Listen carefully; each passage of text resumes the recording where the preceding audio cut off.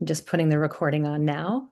I'm very pleased to introduce you to two beloved sisters who I've had the great joy of working with. So we have Skeena Rathor Kashmiri, who's going to be our hostess with the mostest today. Skeena is of Sufi Kashmiri lineage of the Kashmir Valley of the Himalayas. She's a matriculturist. This is an ancient and original organizing system that tends towards the harmony and balance of the masculine and feminine.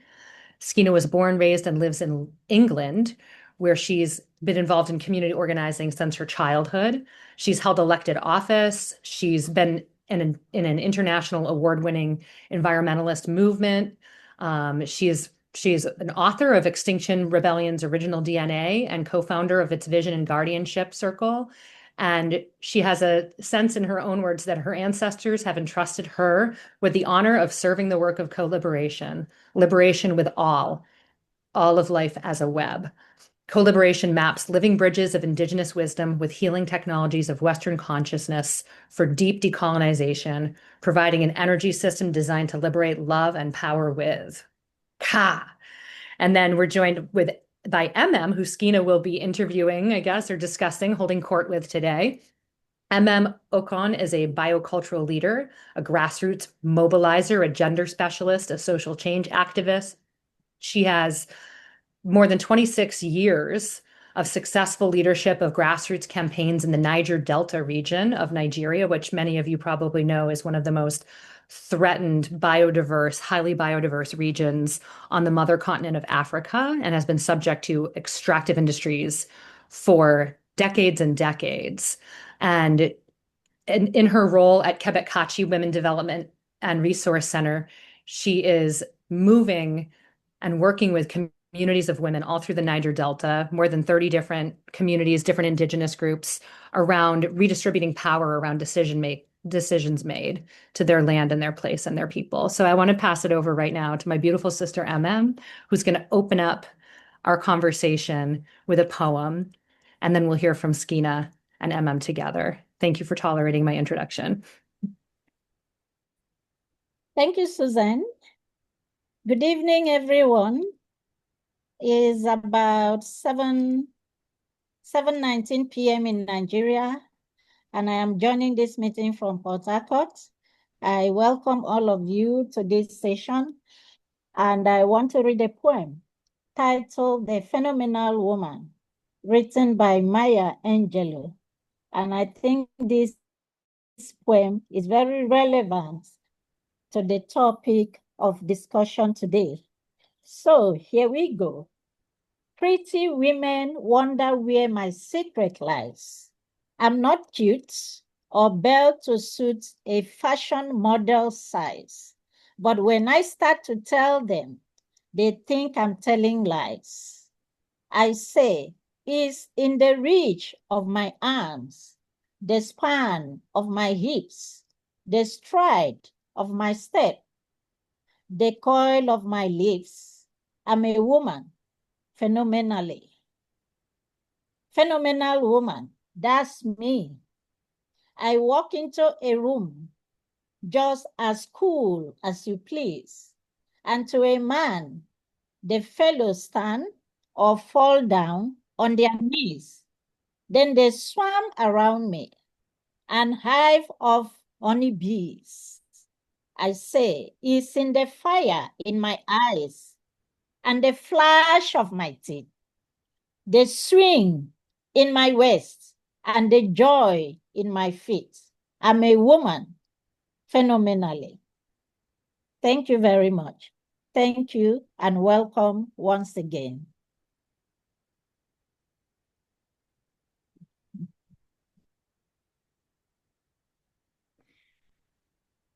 Thank you, dear Emem, beloved sister. I just want to lift the flame again for us for a moment. Thank you for lighting the flame with beautiful Maya's poem. And dear hearts, I just want to invite you to breathe with this beautiful grandfather fire for a moment.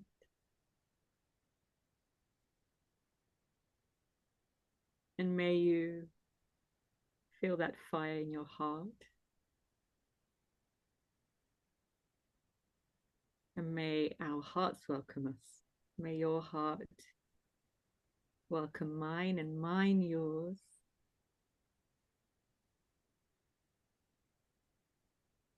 And we might say in my mother tongue, Aapke Buzurgo ki amanat shukriya.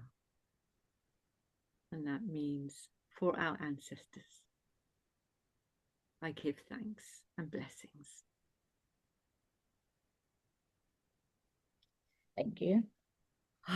Emem, it is such a joy, such an honor and a joy always to sit with you, dear sister, and now here with all of these kinfolk here. We are in multiple joy, right? Our sister Sue, she has the word justice multiplier. Well, this is this is our justice multiplier right here as well, and our joy multiplier. So thank you so much, beloved ones, for being here with us to multiply our joy of heart as you are doing. And I want to really invite you into the sounds of Emem and I, and into the way we might look at the fire with you and experience that which is the story that we're going to share today. And please know that, you know, we long for the deeply connecting peace that can't necessarily be spoken, but is in presence with you. Emem. So I want to start, dear beloved sister, like with a wondering as we wax into our full moon of this month as well, like, you know, that grandmother Jand, Nani Jand, as we say in my language, you know, grandmother moon. I wonder about your grandmother. Like, we've spoken about her before and her power, and I wonder if we start there in honor of your grandmother Emem and her teachings, and maybe would you share something of that for us? Yeah, thank you, Skeena. My grandmother's name was Adiagukbong. Adiaga is first daughter. So where I come from, people answer Adiaga or Akpan. Akpan is first son. It can also, people can also bear it as a name. Adiaga is first daughter. Parents also named their daughters Adiaga. So my grandmother's was first daughter, and her name was Adiaga. She had 4 children, 2 males, 2 females. My mother was the first. I think it's the 2 males that are still alive. My mother was the first daughter. So my immediate younger ones are twins, twin boys. So when my mother had the twins, the grandmother's role came into play. My grandmother had to assist her with taking care of the children. And I am the third for my parents, the third born. So with the twin boys, we were 5. And my mother married early because then in Africa, we are still campaigning against early marriage now. So she married at a young age. So the mother had to assist her in taking care of some of the children. And so myself and one of the twins were more with my grandmother. I actually was positioned to learn so much, but now I realize I did not learn so much. I used to go with her to the farm at a very young age, walking behind her and carrying a basin on my head. Oftentimes we go to uproot cassava or yam. Cassava and yam are our staple food, but there were also times she was going to take leaves for treatment. She was a traditional healer. She used to treat women of certain ailments, specifically pregnancy-related complications. Those are the ones I can clearly remember.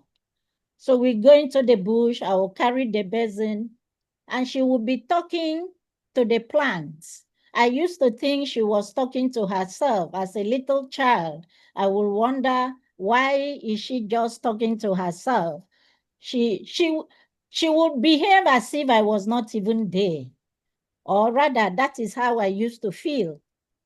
So she would talk to herself, talk to the plants, and she's picking the leaves and dropping them.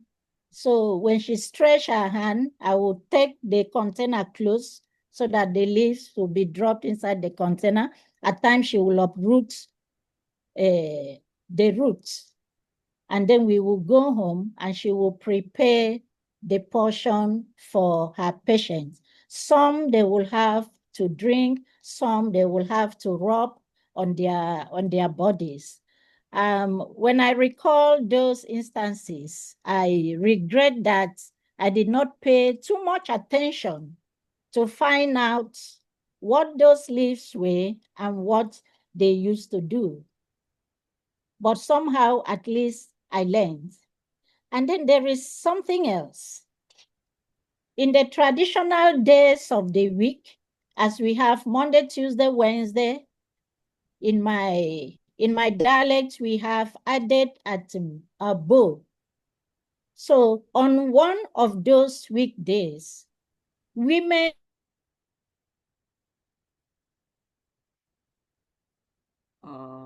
Emem, are you coming back to us? You've frozen, dear heart. Oh, had my compound was big. You're back. I never met.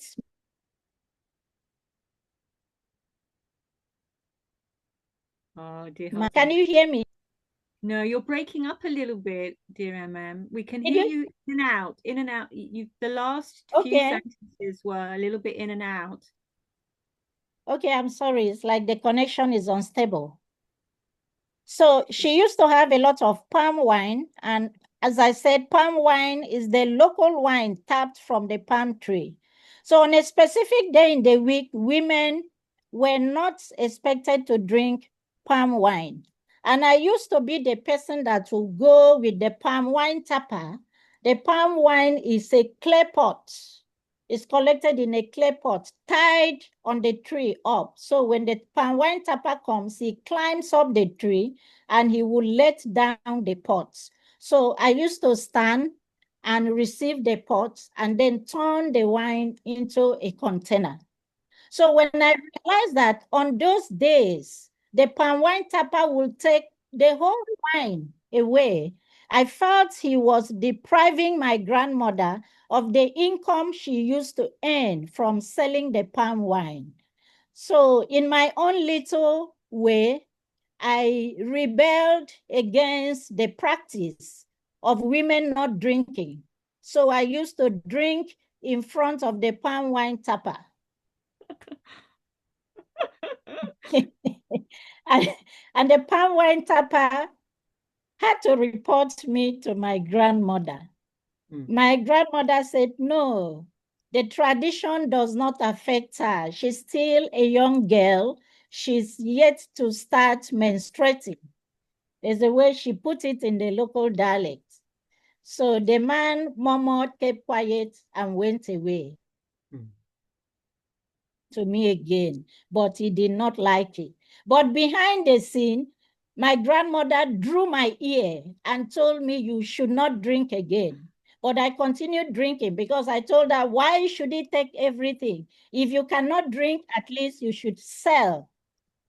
So I learned those from her. And I also realized that she had some level of powers and decision-making among other male members of the family. She was a widow. I never met my maternal grandfather.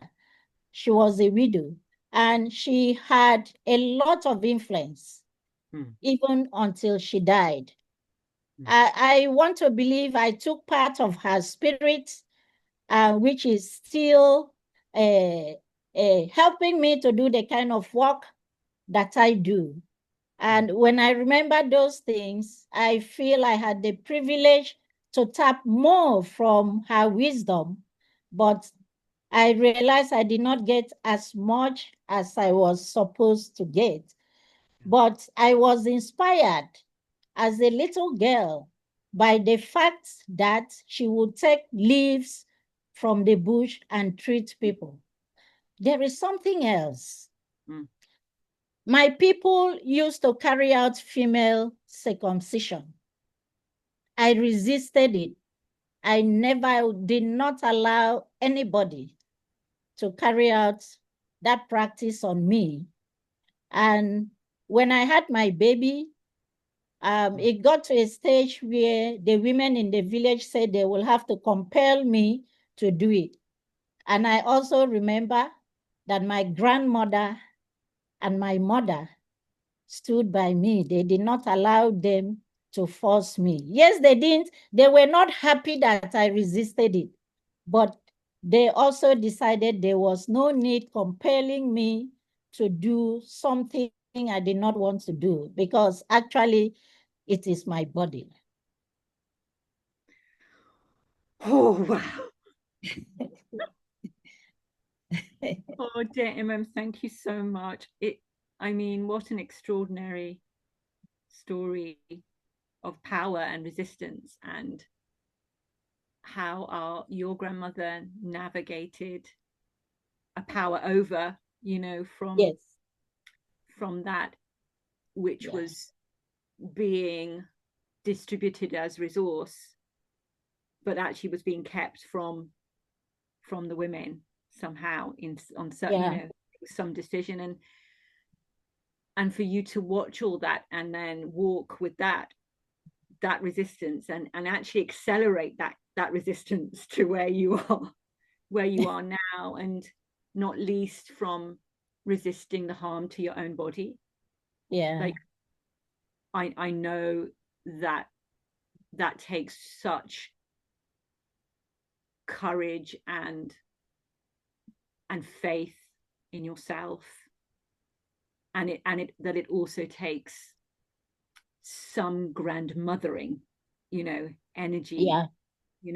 Absolutely. I remember it myself in being asked to do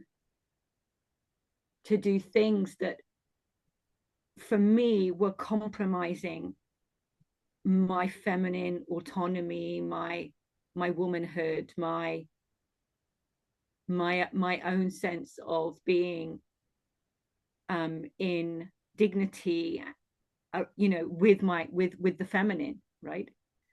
And I remember how it was certainly the story of my mother, who protected that too with me, and then the story of my grandmother, who actually left a violent home. My daddy-ma left a violent home and went to give herself in service to the temples in Kashmir. And it has been such a journey to become to come back into listening for my grandmother's strength and wisdom through me, and that actually understanding only recently that she gave her whole life actually to resistance by doing what she did. And it's such a beautiful thing, because now there's in Kashmir, thanks to sisters who run the Homes for Humanity, there's and they dedicated it to my daddy-ma, which is the greatest gift I think I've ever received. A home called Morj Kashid, which sits in the Kashmir Valley, and it is called the home for grandmothers. Wow.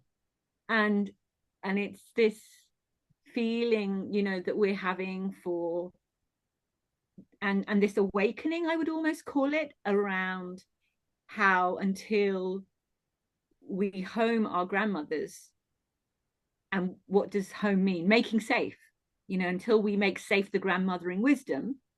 Yeah. Until we make safe the grandmothering impulse of unconditional love. Yeah. And care for all, we can't be safe, and we can't economize. Like what is the what that word economy, the householding, that has been actually appropriated by the domination system, to me something very different. How do we this homecoming, and this householding, how do we make that safe in order for the human species to return to who they are and become who they are? And this deep stepping into in Indigenous commons, where we're saying, well, what is the most powerful force in the world that we can summon, that we can root ourselves in for change making, whatever that form of change making looks like. Well, we have this sense that it's the unconditional love of grandmothering. It's that capacity to be in such deep awareness for care for the whole. That capacity to say and really walk and enact the faith and of unconditional love that knows that interdependence is the being. That's how we be in service. That's our greatest service. So these stories of reclaiming almost our that's what I hear. Like you've been reclaiming this deep grandmothering line, and what I'd love you to say a little bit about is how that looks in Kebetkatche, your work now, and what that is, what in your region, and as guardian, as an Indigenous Commons guardian of this very important bioregion. I'd love you to share with us first of all, what state is your region in, right? What state do you find the land and the waters in? And then what are you what is your this movement that you are organizing, which is a movement of movements of this grandmothering prowess, this grandmothering power? I'd love you to share that with us, if you will. Thank you, Skeena. Let me start by introducing the movement, and then I'll give an overview of the Niger Delta context where I stay. The movement is the ecofeminist movement. And to us, we are looking at ecology and feminism. And then we are also looking at the relationship that women share with the environment. And to me, it is actually a grandmothering movement, because ecofeminism has to do with the relationship that women share with nature, the powers of women to nurture nature, protect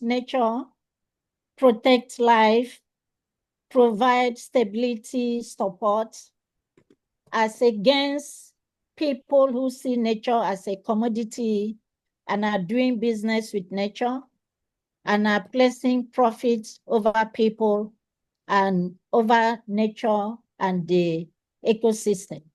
I live and work in the Niger Delta region of Nigeria, It's a wetland center. The Niger Delta is that part of Nigeria where the River Niger empties itself and has tributaries all over the place. So it's a wetland area.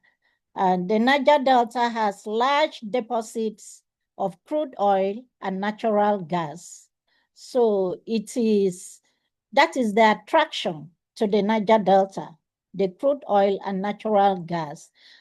These two minerals generates huge revenue for the Nigerian government. It accounts for over 85% of foreign exchange for the country. So it's a business center in Nigeria.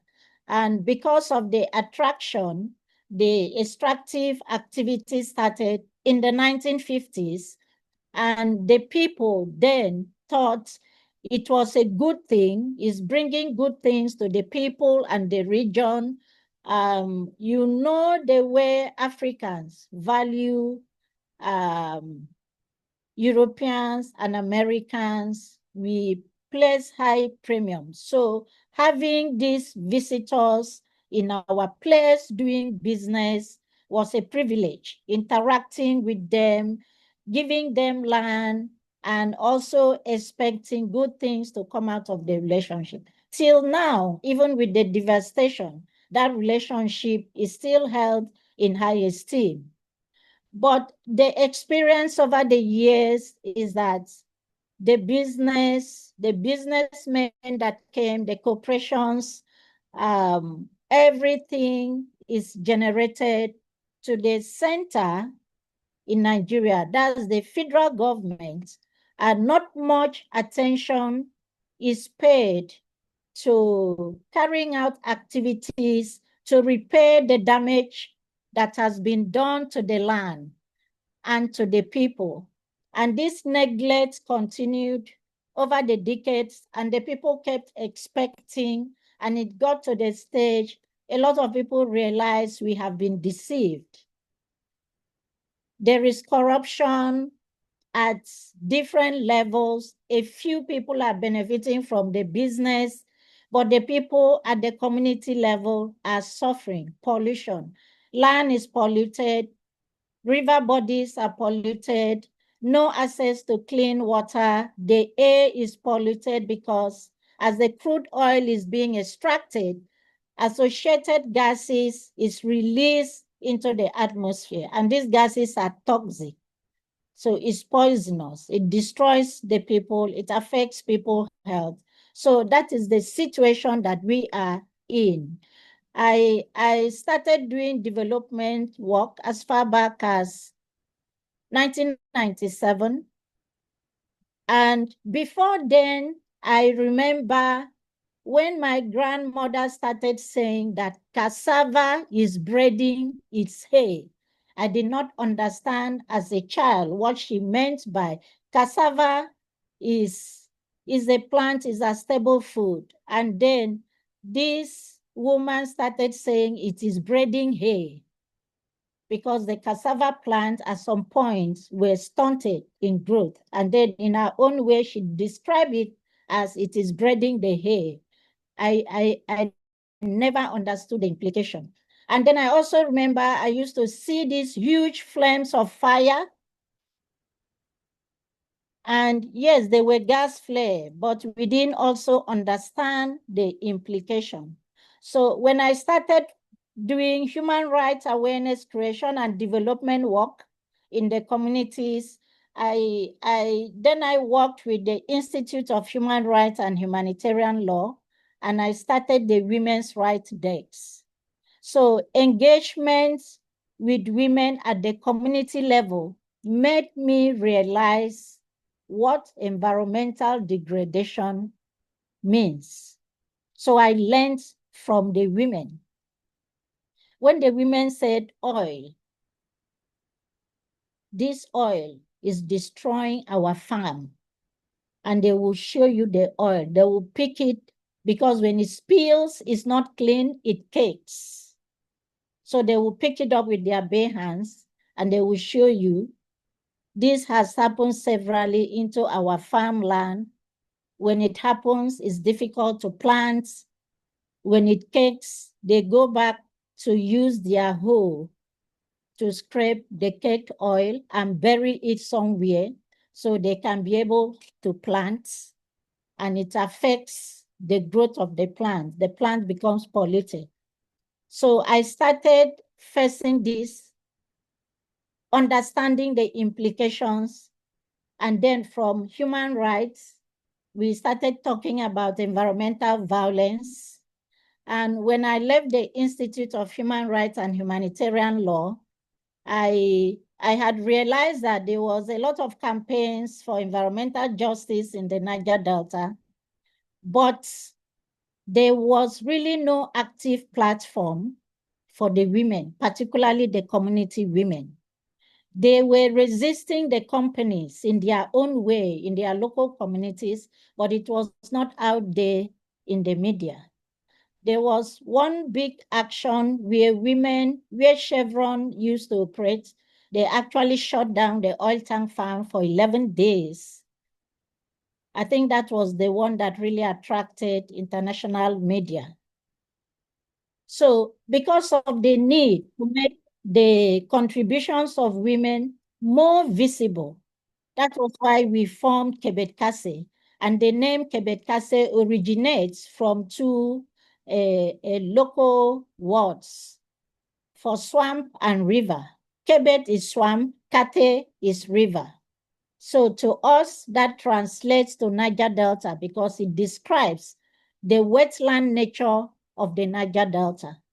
So we created Kebetkatche as a platform and started identifying groups in communities where oil extraction is going on and empowering women about their rights and that they have a voice and they can speak through Kebetkatche. So we provided the platform, created linkages with media, local media, national media, and we built confidence. We encourage women to take leadership role and to question their community leaders about relationships with the corporations, agreements with the corporations, the royalties they are collecting, what is being done with the revenue.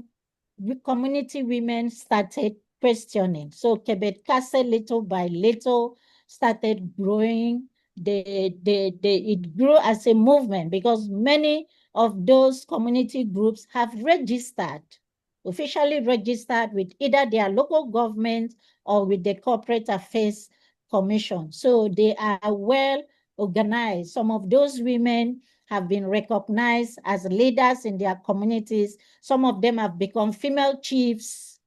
Some of them have been appointed to local councils. Some of them right now, when the new petroleum law came into effect in 2021, which provides for the host community development scheme, some of Kebetkatche project beneficiaries have been appointed into those host community development trusts in their different local government areas.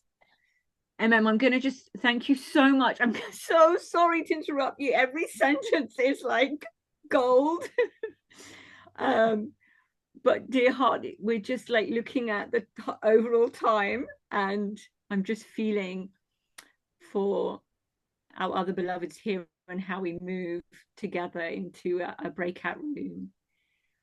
But I just want to thank you, and we're going to return to us, together after our breakout room, and thank you for giving us this story of grandmothering and woman, the power, right? The power, and how this power is growing and growing and growing.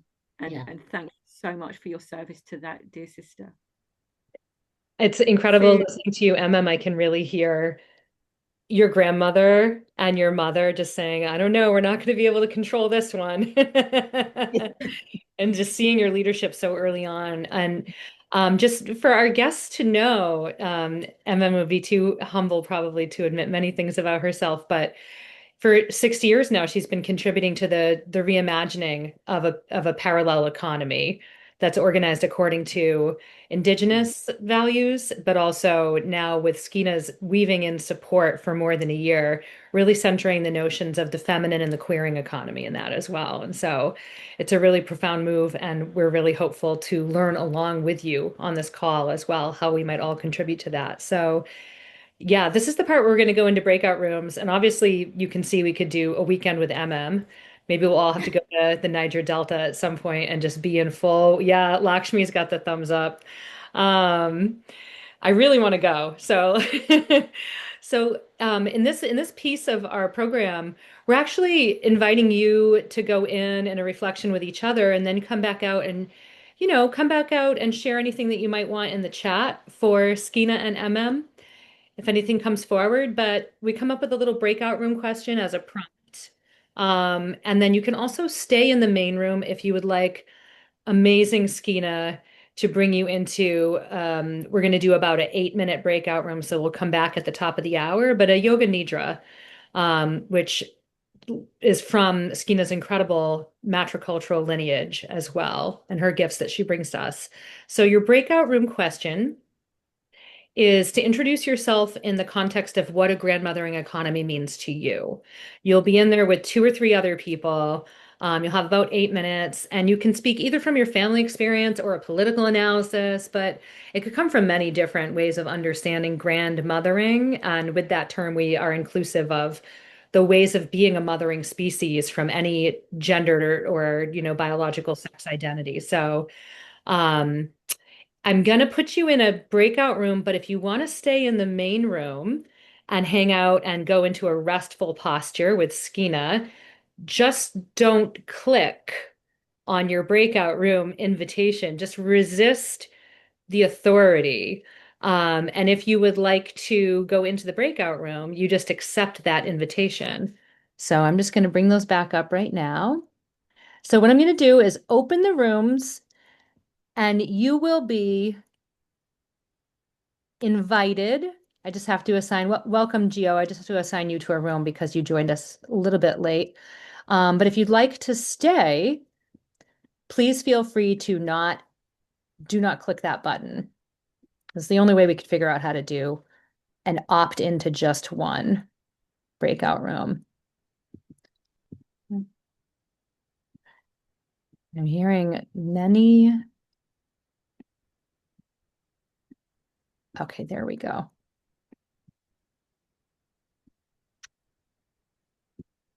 All right, so we're just giving folks an opportunity to travel to their locations. Let's see what we have. I left my room because I went in it too early, I felt like, and now I kind of want to go back to my room, but Oh, I okay, don't know go to your room. how. Can I get the prompts again? Of course. And it's Lucy, and I'm gonna re-invite you. It's funny. It should be on your screen still, I wonder. Huh. I'm gonna put you in the plenary, and I'm gonna put you, maybe I'll just put you in room 3. It's like Jason ended up in a room by himself. So you'll go see, do you have a prompts now?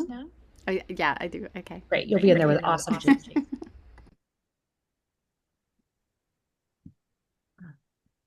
Okay, dear hearts. Suze, by the way, your microphone, did you hear that? I did. I don't know what's going on. I'm gonna turn it off. Okay. Okay, beloveds that are here, entirely your choice. And here's the invitation. The invitation is to turn your cameras off, which you've all done, fantastic, and to rest deeply. You might want to, that might actually mean for you just taking your eyes off the screen. It might mean you want to move and go and give yourself a drink, but it may mean a 5-minute nidra with me here, because I imagine we've got about 5 or 6 minutes now.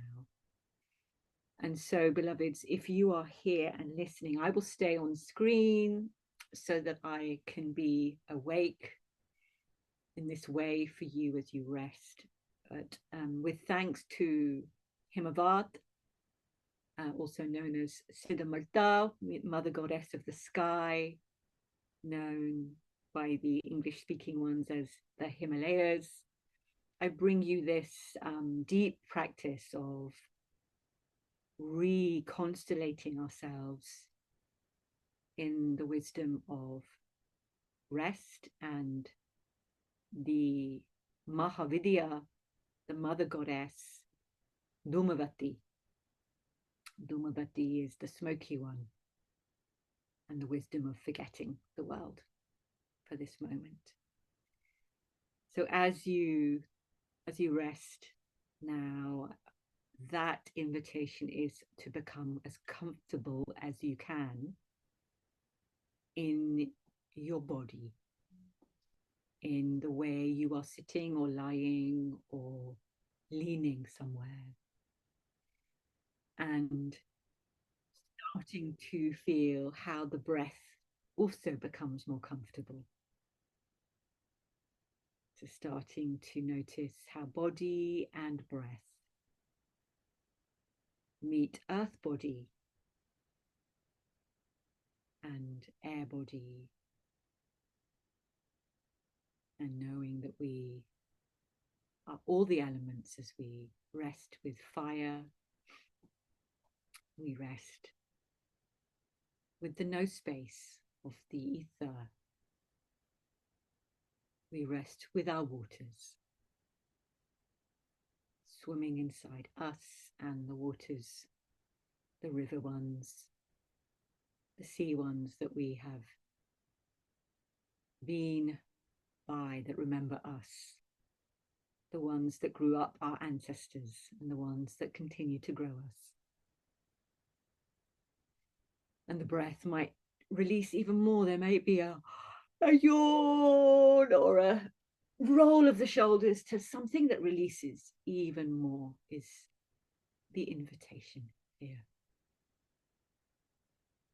The eyes heavy, they don't need to pay attention as we rest. And remember, this is your time, so whichever way rest is calling you. And if you want to now continue to follow my voice, I am going to invite you on a short journey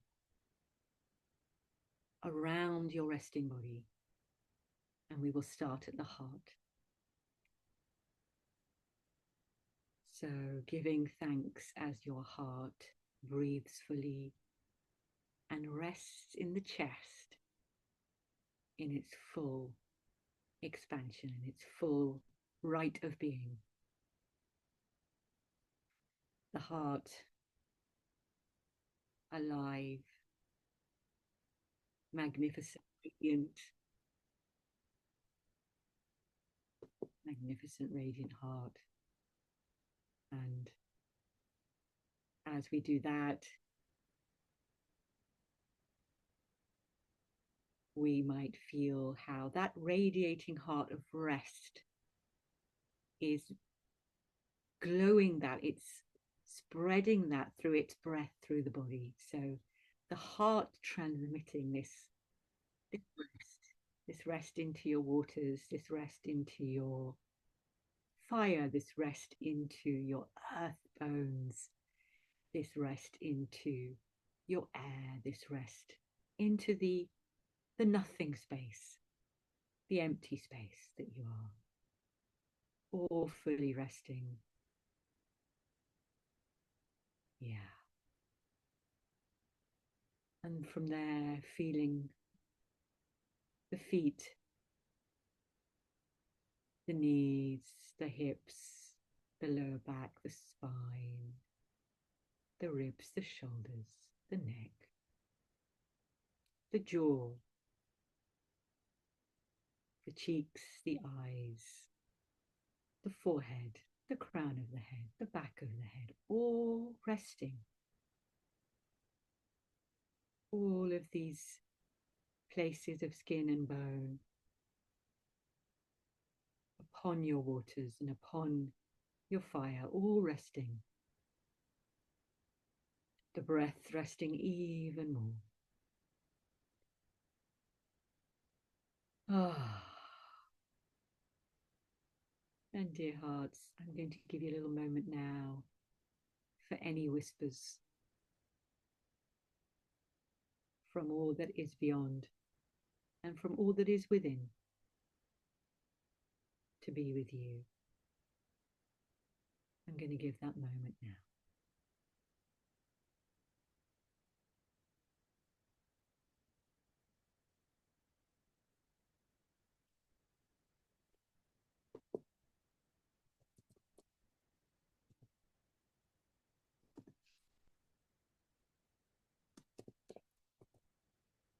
And as you listen, and maybe you're not listening, and that's fine. We're going to come back into the heart, feeling that warmth, that fireside of the heart, that central fire. Feeling the pulse, feeling the rhythm, the beauty, the heart of the heart, the infinite heart. Feeling how that connects everything, every place, and every why, and every how, every when, and everywhere, and nothing and nowhere. No when, no how.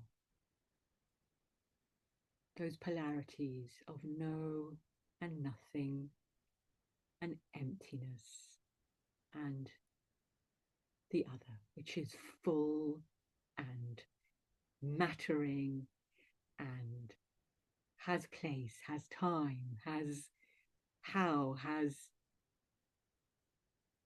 all of the elements that might also be true in our matter, in our substance. And from there, beloved ones, we're going to slowly come back, ever so slowly. Please take your time in the returning here into the awareness of eyes, the awareness of the room, the Zoom, this fireside together. There may be a yawn again, there may be eyes opening, there may be shoulders swirling, there may be hands rubbing, some movements that bring you slowly back into this shared space and our very special time together. Thank you so much, with great namaste, great salams, and Hodaya blessings. I give you thanks from Siddhartha as a granddaughter of her region, and I give thanks from my heart. Thank you so much. What a gift, Skeena. Thank you so much. Our friends in breakout rooms will be returning to us in 2 seconds. Here they are. Here they all are. All right. Thank you for coming back to us. It looks like some of you are, for some reason, because you were able to unmute, you're coming in unmuted, but that's okay. Just want to give a moment of, are there things, if you'd like to speak, feel free to raise your hand, just like maybe 5 minutes of sharing any kind of reflections or offerings in the chat. And if there's something you really like to offer to the collective as well. And maybe if you were in the Nidra, you might have something you want to offer of your own sensed experience or anything that you're feeling. Just a moment of returning here together. Taking a look at the beautiful faces. Noticing how different and yet how similar we all are.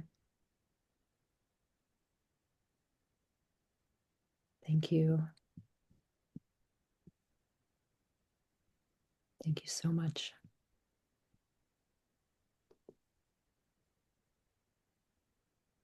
Any themes or thoughts on grandmothering that we want to share with Skeena before Skeena brings us into a little bit of a shared vision on the grandmothering constellation?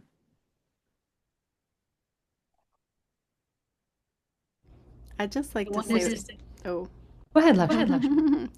quickly, it was beautiful to hear Jason's telling of how he grew up in a matrilineal culture with so many beautiful grandmothers around him, bringing him up, and how the women really led and were respected, and just the sense of community in that village that I feel like we've lost so much in the West. It was really, it was beautiful to hear that. So thank you. Thank you. Beautiful. Thank you. And Lakshmi, if you'd like to go as well, I saw you come in at the same Just moment. wanted to briefly say, I think, Emem, I think the story of your grandmother really carried through. And, I think we shared a little bit about our grandmothers in our group. So don't know if we really dove into the topic question, Suzanne, as much as it was rooted in. So thank you so much for that inspiration. Of course, we don't do rules like that anyways. So anything, I mean, if it was about houseplants or snow, anything that you want to share that came to you, those are the two things I'm looking at right now, by the way. But yeah.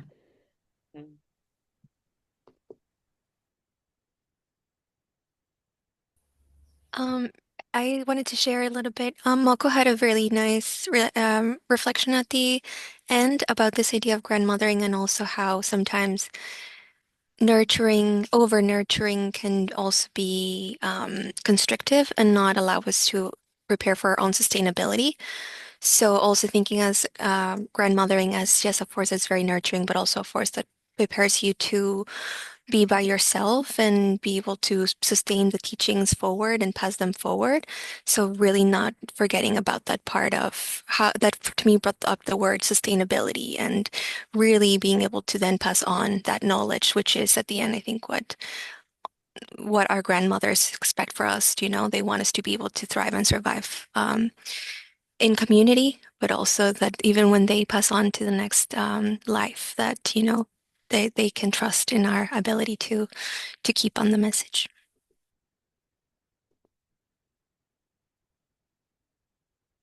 Thank you so much, Daniela. Yeah. There's in the chat, Lizzie, you're saying grandmothering seems to be about bringing in collective and ancient teachings to our communities, respecting the elder knowledge. Yeah, thank you. Is there any more, dear hearts, for?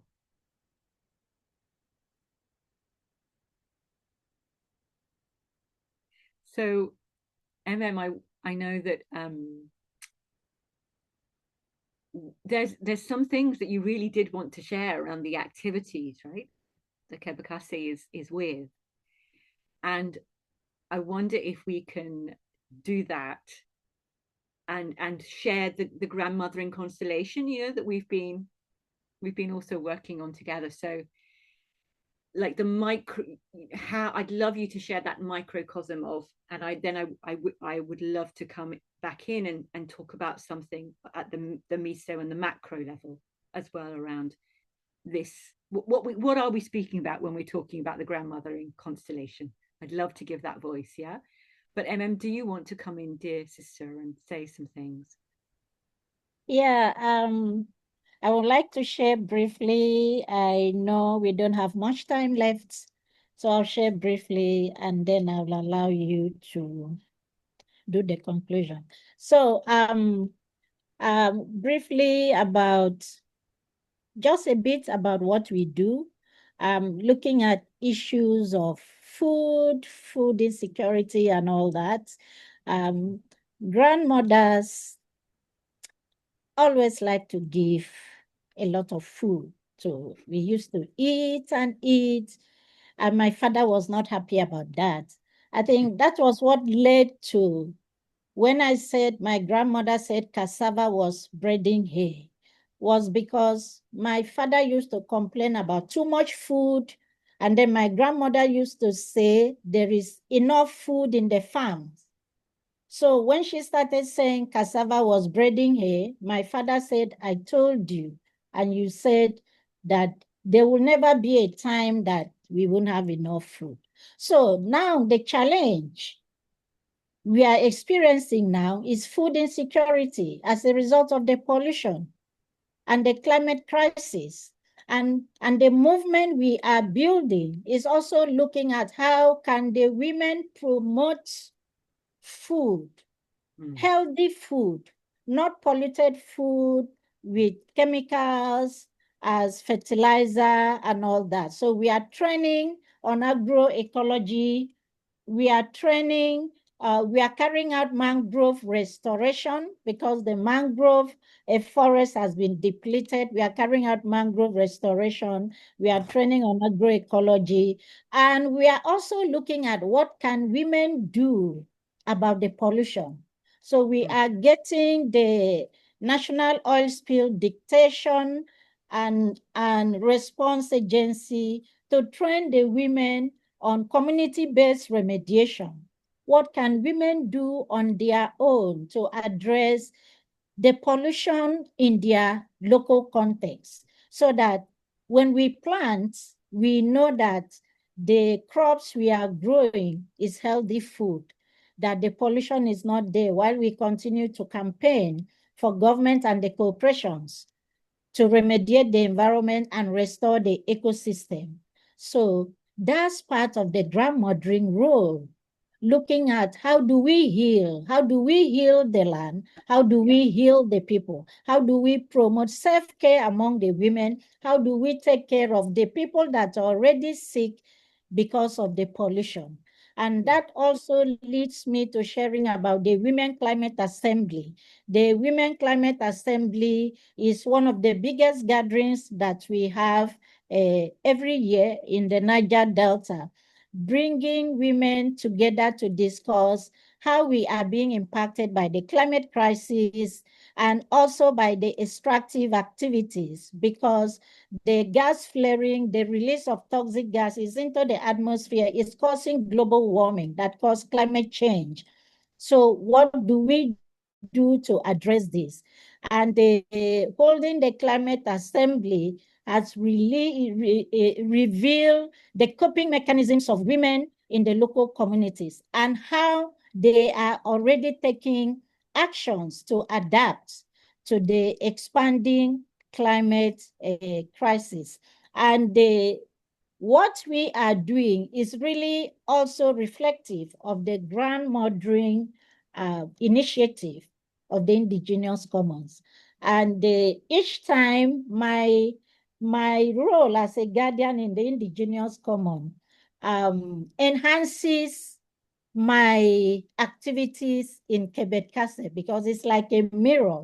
What we do in Kebetkatche is at the local level, and then we are linking it up to the international with the Indigenous Commons. So it's just like bringing the experience from the local level to linking it, building stronger solidarity with people from other local contexts that have similar experiences, that are also taking actions at their local level to address the same problem. So it gives me that opportunity to learn better strategies, to have better analysis of the issues, to see how we can even strengthen the grandmothering economy in the Niger Delta, learning from Skeena, Suzanne, Jason, Andre, and the rest, and bringing these best practices back home in the Niger Delta region. So that is what I will contribute, because the time is fast spent.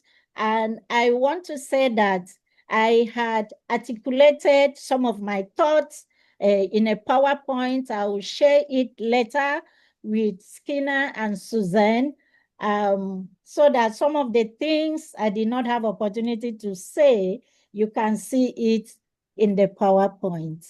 Thank you so much. There's a lot I would love to share. Thank you for giving me the opportunity, and I'm looking forward to learning from everybody. Thank you. Dear Emem, thank you so much for making it come alive and making it happen where you are, you know, really your leaderfulness in what it means to be in protection, what it means to say harm no more, what it means to say let's repair, let's protect, let's repair life, let's repair our soils, let's repair our bloodstreams, our water streams, right? Yes. And you're moving really, you know, I'm so humbled, Emem, the way you are weaving so many unlikely things together almost, because there's such a lot to navigate, right?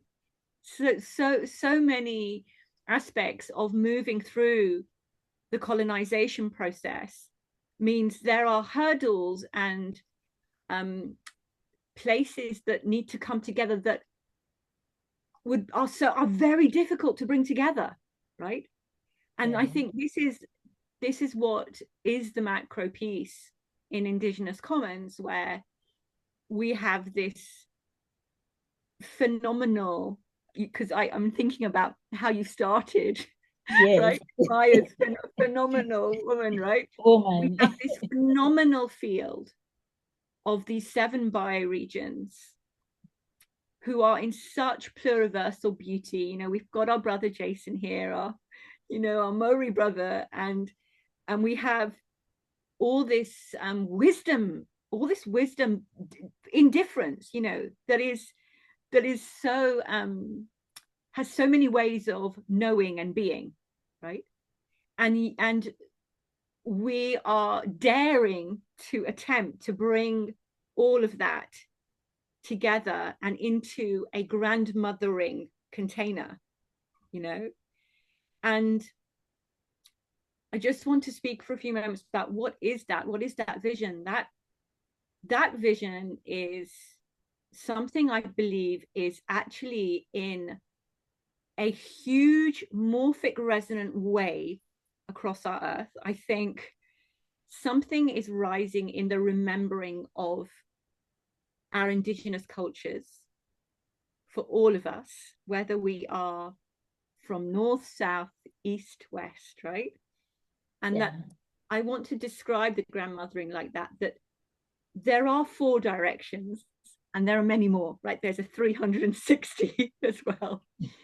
But there are 4 directions that contain this grandmothering. When you spoke about your grandmother and the cassava and her plant healing ways, there are healing ways in each direction, from each direction.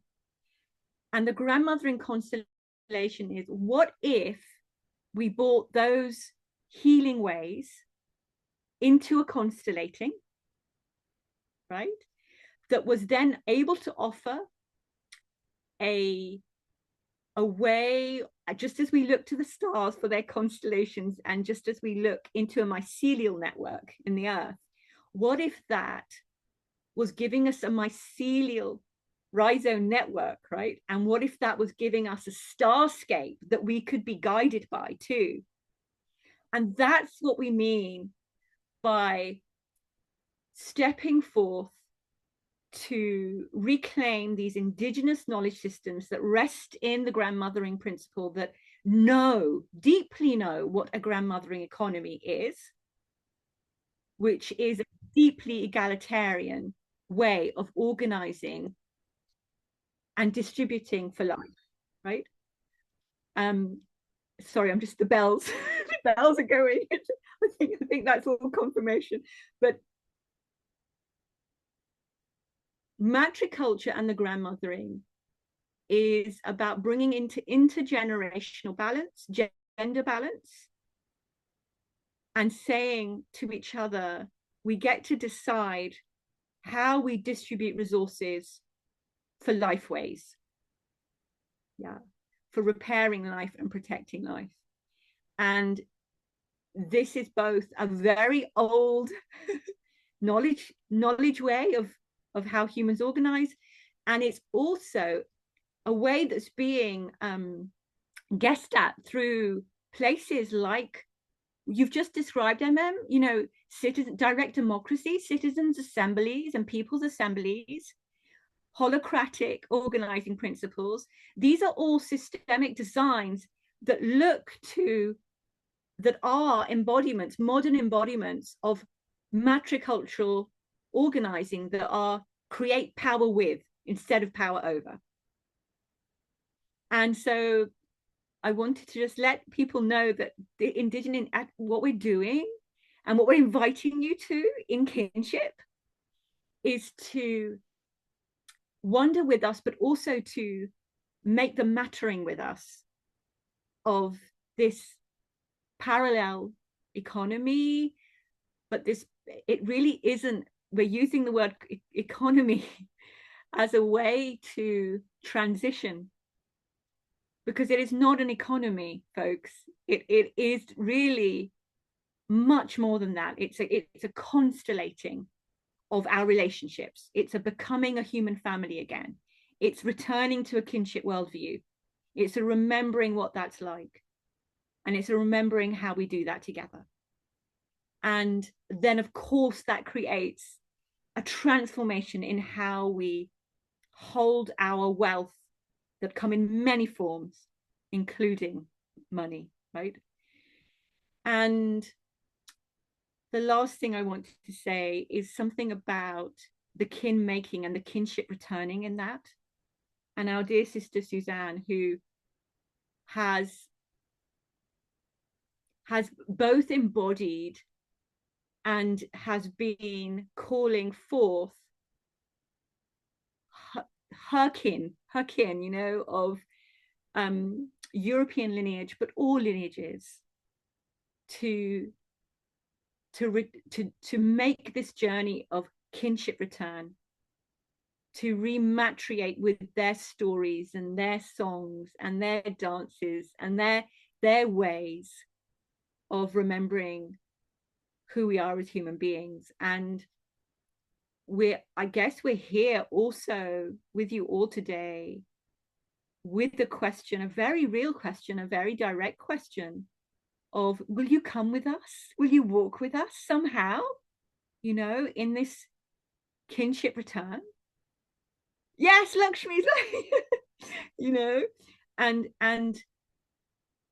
that kin making, that kinship returning is the process for this grandmothering constellating, right? There's the two are nested processes.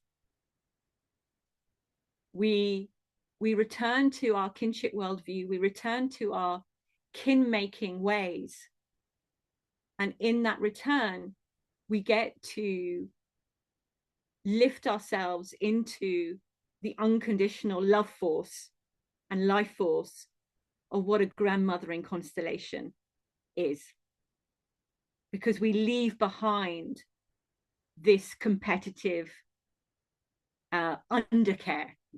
You know, Darcia Navarre's, her work of returning to a kinship worldview and the evolved nest, she talks about how we are if the issue had to be named as a systemic issue, it's an issue of undercare, right? It's a systemic undercare.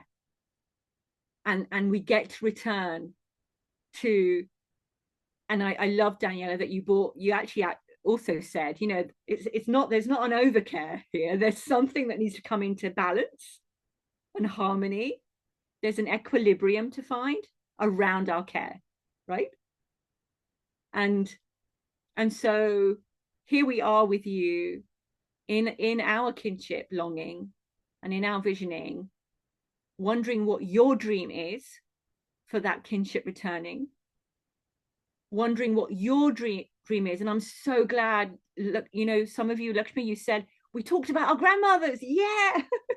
You know, so because we're here wondering, what is your grandmother's story? Tell us your grandmother's story, you know, like let's rehome the grandmothers, and then we're safe, right? Then we get to protect life and each other. And then we get to dream as well, because, you know, grandma lets us rest quite a lot, by the way, as well. That's why the yoga nidra's there, you know. Rest is resistance, as Trisha Hersey says, right? So please know that we're wondering for you, and there are many ways that we're available, and we'd love to be in contact with you. We want to have more conversation. We have another, webinar, Ritual of Renewal, coming on Thursday with our brother Jason and our brother Warinawi. And these are all just little moments for us to wonder aloud with you. What is this kinship return, and what is this grandmothering constellation and this grandmothering clock that is no time and is time for, again, once more, it is ripe time. The time is ripe for. So, beloveds, I will let you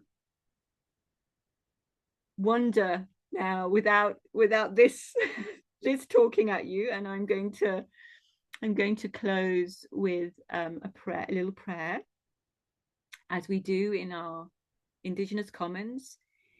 We have a value system called the stream, and it is really important to us that we come in through sacred space and that we leave each other in sacred space. So I'm going to just invite you into that as we leave once more.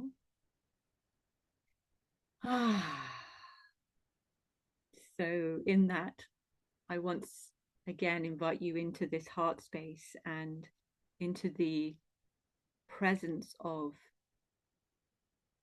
this heart that receives from the cosmic heart, from Mother, Father, Divine, and this heart that receives from Mother, Father, Earth, and all that she brings up for us. And then from all the directions, from that medicine wheel of heart, I invite all of that to be received here in this space and to be received here by your heart. And let's take a breath together in that. So when you're ready, breathing in all that heart space, all that love from above, below, and all directions, and within and without. And as you breathe out, we breathe it out to the universe and the multiverse, our love, to all directions. And from there, I say this to you in my mother tongue. Aapki buzurgo ki imanat, shukriya, dua hai. Ammi jaan ki salamat, shukriya, dua hai. Aapki muhabbat, sahadi muhabbat, sab paase, sach hoye, haq hoye, shukriya, dua hai. And loosely translated, that means, for our ancestors and your ancestors and their entrustment, I give blessings and thanks. For Mother Earth's peace, I give blessings and thanks. For your love and our love, may it be true, may it be right, and may it reach every place. And I give blessings and thanks. Salam Namaste, beauty beloveds. Thank you so much for joining us today. Go well, walk well with great heart. Thank you. Goodbye, everybody. Thank you for joining us. Oh, so beautiful.